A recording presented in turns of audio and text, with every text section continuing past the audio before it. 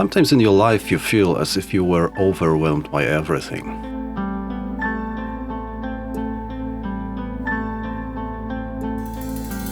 Everything is drawn in grey colors. You wander like in the fog, where nothing can be seen. But after some time, everything regains its shapes and colors, and suddenly a beautiful, often completely unexpected image emerges. It's a matter of perspective, change of mindset, other points of reference. Such an allegory came to my mind when we reached the shores of Lake Bohinj, early October morning.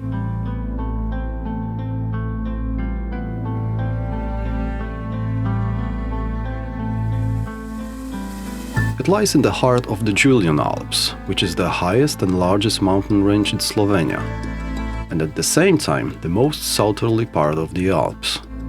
In the south, the Bohinj Valley ends with the lower mountains, which then turn into the Triglav Massif, where the Triglav National Park begins. The lake is the largest sweet lake in Slovenia. However, it is not the only lake in the region, because the Triglav Massif hides at least 7 more of them. But immersed among the greenery and massive peaks of the Triglav National Park, less crowded, peaceful and intoxicated with the natural beauty of unspoiled nature, it is a much less exposed tourist attraction than the postcard Bled, which was probably why it had more charm to me.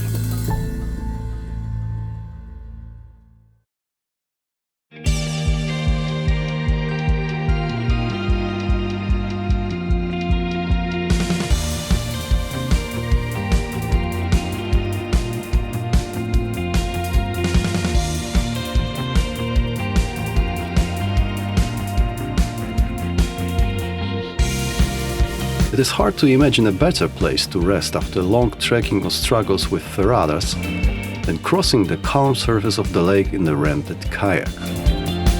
The lake is 4 kilometers long and 1.2 kilometers wide. It is also the deepest lake in Slovenia, 45 meters. You can find lots of charming hidden beaches on its shore. Closing your eyes for a moment on one of them feels like a perfect spot for relax.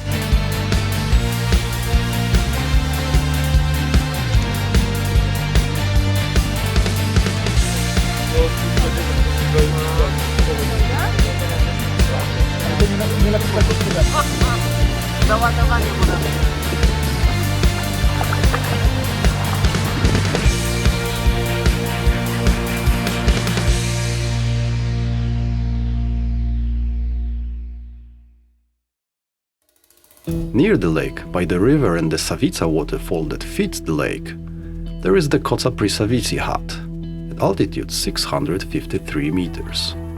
We left our car there and went for a 2-day trek. From the parking lot, we went along a wide trail towards the Savica waterfall and another hut where we planned to stay overnight, Dom na Komni, situated at an altitude of 1520 meters. After a short and gentle climb, we came to a junction that led to the right, to the waterfall, and slightly to the left towards Komna. The path meanders for a short time along the Mala Savica river and then turns into 48 serpentines. It took us about 1.5 hours to overcome them, and after passing the last one, there was a beautiful view of Lake Bohinj. This is where the Pekel Valley begins, where the path rises gently for a while and then runs steeply up again. After passing the fork to Crno jezero, we go along a wider mule track, and after a dozen or so minutes, we are reaching the hut.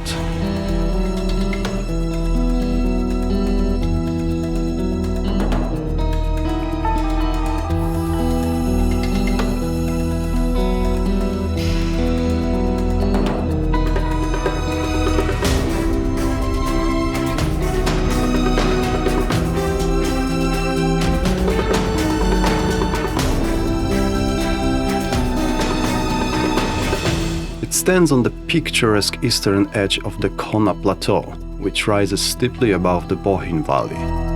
From there, we have a vast view of the ridge of the lower Bohinj Mountains to the south.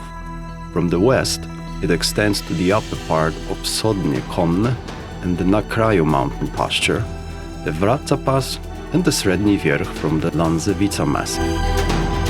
To the north, above the eastern part of the Lepe Konne, there are peaks at the bottom of the ridge that rises on the western side of the Triglav Lakes valley, and finally, to the east we have Lake Bohinj with Rudnica on the eastern side of the lake, Pokliuka on the left and Jelovica on the right side of the valley.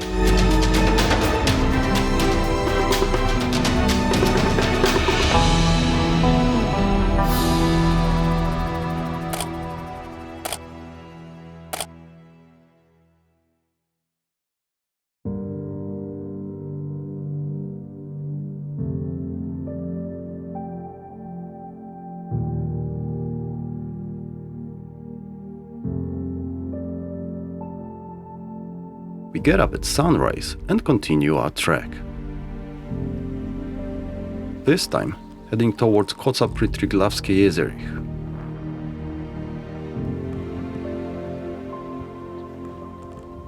The trail first goes northwest to the peak of Krajkala, 1855 meters, then turns more north and farther east.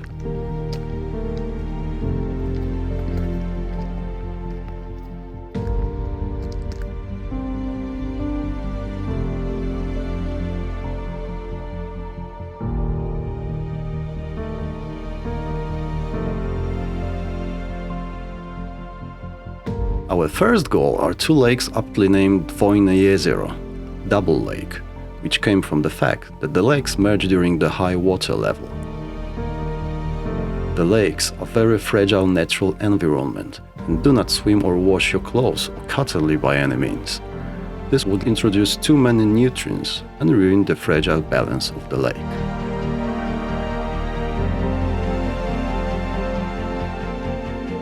They lie right next to the mountain hut along the Spicy Ridge, as well as the scree and peaks that surrounds the eastern part of the Triglav Lakes valley.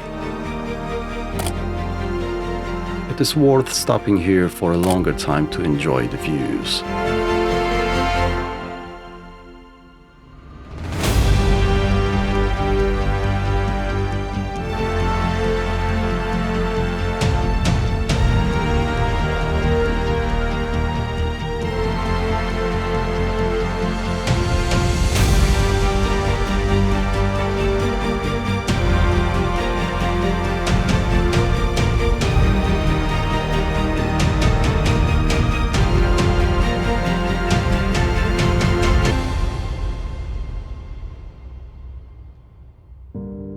Farther on the trail, we will come across the Crno Jezero, Black Lake, the lowest of all Triglav lakes, and therefore also the warmest.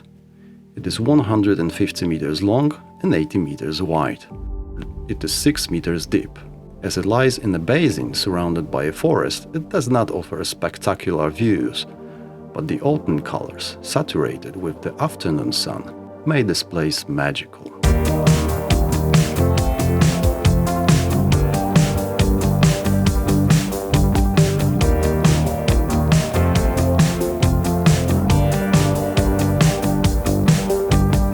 This is how my trip to the beautiful Julian Alps ends.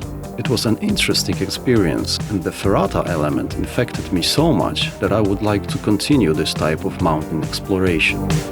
It was also something new to spend time in a group, and it's definitely a different kind of rest than alone expeditions. This difference has a charm, but for me, a much more interesting experience is traveling alone, or only with the closest person. I like to decide for myself where I will go, when to start, when to finish, when I rest, and when I grit my teeth and push forward, because that is when I consider it appropriate.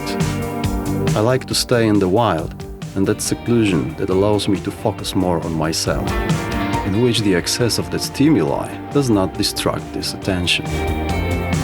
And I'm definitely close to Robert Louis Stevenson's statement saying that to be properly enjoyed, a walking tour should be gone upon alone.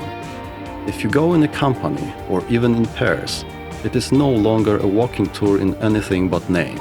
It is something else and more in the nature of picnic. That's why, in the next episode, I get back to my prowler and this time we'll visit Sardinia during the winter season. Stay tuned!